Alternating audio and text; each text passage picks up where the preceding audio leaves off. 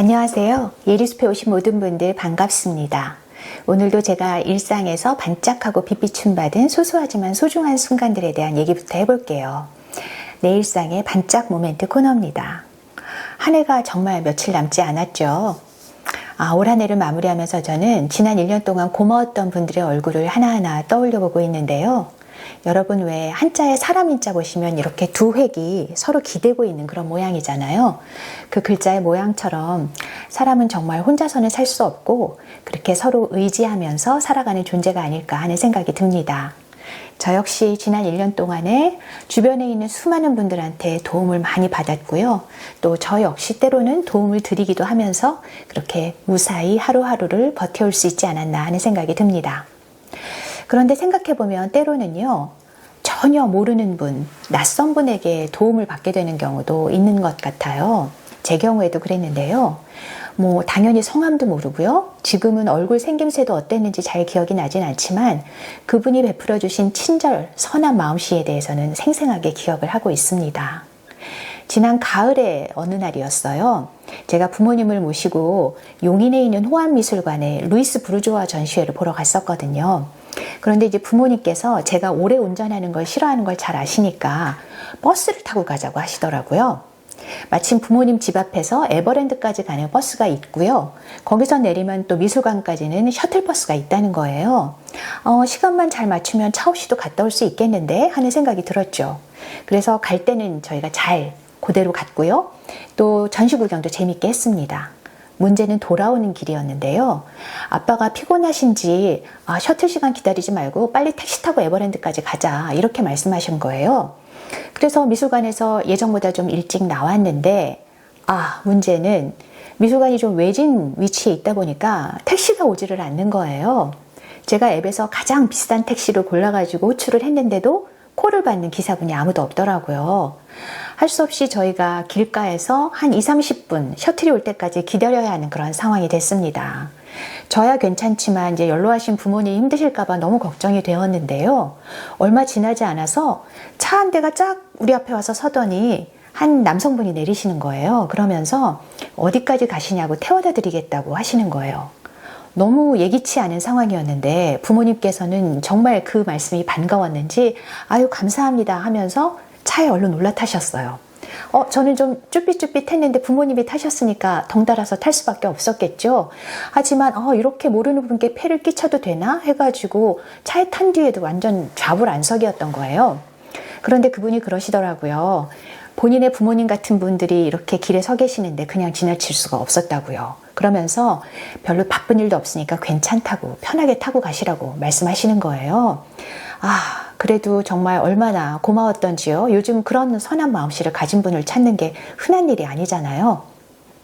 차를 타고 한 10여 분을 달려서 에버랜드가 가까이 다가오기 시작을 하니까 저는 또 고민에 빠지게 되었어요. 어떻게 이 고마운 분한테 살해를 해야 되지? 하는 생각 때문에요. 마침 제가 수중에 현금을 갖고 있었거든요. 그러니까 돈으로 드리려면 제가 드릴 수도 있는 상황이었어요. 그런데 아무리 생각해봐도 돈을 드리는 건 좀 아닌 것 같은 거예요. 그래서 다른 건 없나 궁리하다 보니까 마침 제가 간식으로 먹으려고 케이크를 좀 여러 개 챙겨갔었는데요. 그게 떠오르더라고요. 그래서 제가 그 가지고 있는 케이크를 다 내려놓고 이거 저희가 대만 여행 갔을 때 사온 파인애플 케이크인데 좀 드셔보세요. 맛있어요. 그리고 오늘 정말 감사했습니다. 건강하세요. 라고 인사를 하면서 차에서 내렸습니다. 그랬더니 아빠가 그러시는 거예요. 돈으로 드리는 게 더 낫지 않았겠느냐고요. 그래서 제가 이렇게 대답을 했어요. 선의를 베푼 사람한테 돈으로 갚는 건 그 사람의 마음을 상하게 할 수 있는 일인 것 같아요. 라고요. 제가 그때 하필이면 또 그 책을 읽고 있었거든요. 지카우치 유타라는 일본 철학자가 쓴 우리는 왜 선물을 줄 때 기쁨을 느끼는가 라는 책이요. 거기에 그런 내용이 나와요. 세상에는 돈으로 살 수 없는 무상의 선의를 베푸는 이름 없는 영웅들이 정말 많다고요. 그리고 그분들한테 보답할 수 있는 유일한 길은 우리도 누군가의 이름 없는 영웅이 되어서 돈으로 살 수 없는 대가 없는 그런 선의를 베푸는 것이라는 얘기죠. 혹시 여러분은 올 한 해 그런 이름 없는 영웅의 도움을 받으신 적이 있나요? 아니면 여러분이 누군가의 이름 없는 영웅이 되어주신 적이 있나요? 지금부터 숲에 묻고 숲이 답하다 코너를 진행해 보겠습니다. 저에게 조언을 청하셨던 여러분들과의 대화를 간추려서 소개하는 시간인데요. 얼마 전에 제가 딸이랑 딸 친구랑 셋이서 저녁 식사를 한 적이 있어요. 그런데 그 딸 친구가 저에게 부모님한테 선물을 하고 싶은데 뭘 해야 될지 모르겠어요 라고 고민을 털어놓더라고요. 이 딸 친구는 직장에 입사한 지 몇 년쯤 된 직장인인데요. 아마 그동안은 사회 초년생이니까 너무 경황이 없어서 부모님 선물을 챙기고 그럴 여유가 없었나 봐요. 그런데 이제는 좀 그런 것도 좀 돌아볼 그런 준비가 된 것이겠죠. 학생 신분을 벗어나서 직장이 되면 달라져야 할 것들이 여러 가지가 있잖아요. 근데 제 생각에 그 중에 하나가 이제 부모님께 받기만 하다가 좀 이제 부모님께 드리기도 되는 그런 처지가 되는 게 아닌가 싶습니다. 물론 학생 때도 용돈을 모아서 부모님께 선물을 꼬박꼬박 하는 그런 사람들도 있겠죠. 하지만 자기가 직접 힘들여서 번 돈으로 부모님께 선물을 하는 거는 또 그 의미가 다르다고 생각을 합니다. 부모 입장에서의 아들딸이 뭘 선물해도 기쁜 마음이 들죠. 그렇지만은 그래도 기왕이면 부모님이 제일 좋아하실 만한 선물을 드리면 좋잖아요. 근데 그거를 이렇게 찰떡같이 알아내는 게 쉬운 일은 아니에요. 그러다 보니까 여러 사람들이 현금이 제일 무난하지라고 생각하시는 것 같아요. 저도 항상 부모님께 선물할 일이 있을 때 이렇게 현금을 예쁜 봉투에 담아서 드리곤 하거든요. 이 얘기를 해줬더니 딸 친구가 반색을 하면서 그런 방법이 있었네요 라고 하더라고요. 하지만 이제 직장인이 되어서 현금을 한 번도 선물을 해본 적이 없는 처지다 보니까 그게 너무 성의가 없어 보이지는 않을까라는 걱정을 하는 것 같았어요. 그래서 제가 이렇게 얘기를 해줬습니다. 그 현금으로 실리를 챙기고 성의는 감사 카드나 편지를 써서 담으라고요. 네, 사실 부모님 입장에서 아들, 딸이 정말 진심을 담아서 써준 카드나 편지만큼 소중한 선물이 또 없거든요. 어쩌면 부모님은 현금 자체보다 그 현금과 함께 건넨 아들, 딸의 마음을 더 귀하게 받으실지도 모르겠어요. 저 역시 우리 딸이 써준 감사 카드, 편지 하나하나 정말 소중하게 간직하고 있거든요. 그런데 우리는 현금을 주고받기보다는 좀 다른 방식으로 선물을 주고받는 그런 모녀 사이예요. 저는요, 제 생일이 다가오거나 하면은 미리 제가 받고 싶은 선물을 골라서 요거 사줘 라고 찜해서 보내줍니다. 물론 가격대는 딸이 감당할 수 있는 수준대로 적당한 걸 제가 고르죠. 그리고 나서 그걸 선물을 받으면 제가 예를 들면 귀걸이를 선물 받았다면 그거를 막 끼고 다니는 사진을 찍어서 보내주면서 엄마가 이렇게 내 선물을 잘 활용하고 있어 라는 것을 보내줍니다. 그래야 선물을 해준 사람이 효능감을 느낄 수가 있잖아요. 또 딸에게 선물을 할 일이 있을 때도요, 딸한테 이번엔 어떤 선물을 받고 싶어? 하고 적극적으로 물어보는 편이에요. 그러다가 정말 제가 상상도 못했던 그런 선물을 원한다는 답을 들을 때가 있는데요. 예를 들어서 몇 해 전에는 이러는 거예요. 딸이 반려고양이를 2마리 키우고 있는데 그 중에 한 아이가 좀 나이가 많아서 사실은 언제 무지개 다리를 건너게 될지 모르거든요. 그래서 그 아이와 추억을 간직할 수 있도록 사진을 예쁘게 촬영을 하고 싶다면서 그 작가의 출장비를 저보고 보태달라고 하더라고요. 그 돈이 꽤 많이 든다면서요. 저로서는 정말 상상하지도 못했던 그런 선물이었던 거예요. 그래서 그때 제가 절감했죠.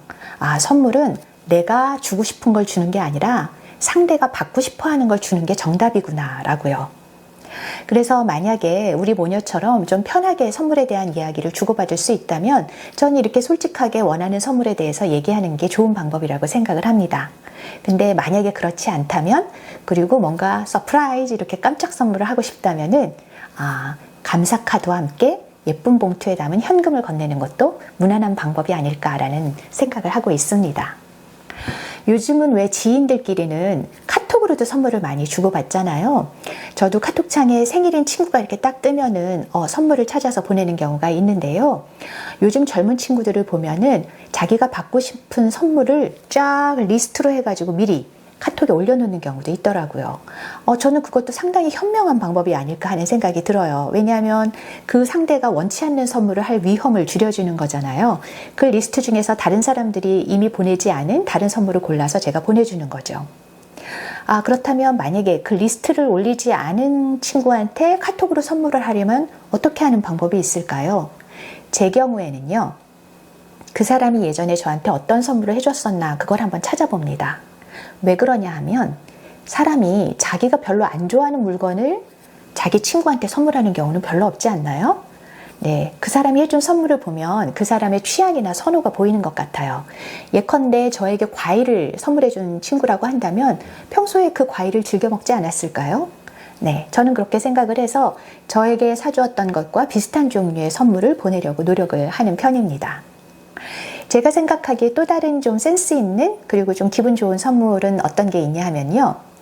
제가 제 돈 주고 사는 것은 절대 하지 않았을, 하지만 남들이 사주면은 기쁘게 받을 수 있는 그런 종류의 물건을 주고받는 것도 좋은 것 같아요. 왜 예쁜 쓰레기라고 불리는 그런 물건들이 있잖아요. 제가 좀 가성비를 소비해서 추구하는 편이라서 그런 좀 예쁜 쓰레기 이런 걸 잘 사지 않는 편인데요. 그걸 남이 사주면 참 좋더라고요. 예를 들어서 언젠가 제 생일에 친한 언니가 제가 발레를 하니까 엄청나게 화려하고 크기도 큰 그 발레 슈즈 모양의 키링을 선물을 해주었어요. 요겁니다, 여러분. 네. 그런데 제가 그것에 마땅한 그 가방이 없어서 그 키링에 어울리는 배낭을 새로 샀을 정도예요. 그런데 그걸 제가 메고 다니면 사람들이 눈에 번쩍 띄어가지고 어디서 이런 걸 샀냐고 다 예쁘다고 하더라고요. 그러면 제가 제가 산 물건은 아니고 선물을 받았습니다 라고 얘기를 하죠. 아무튼 저로서는 굉장히 뜻깊고 굉장히 마음에 드는 선물이었습니다.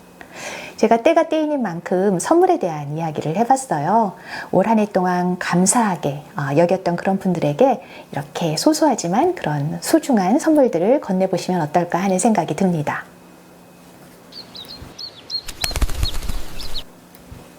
오늘도 예리숲에서 보낸 시간 즐거우셨나요? 네. 올해 남은 날들도 여러분들의 몸과 마음 모두 평안하시길 바랍니다. 자, 그럼 우리는 숲힐링하러 내년에 다시 만나요.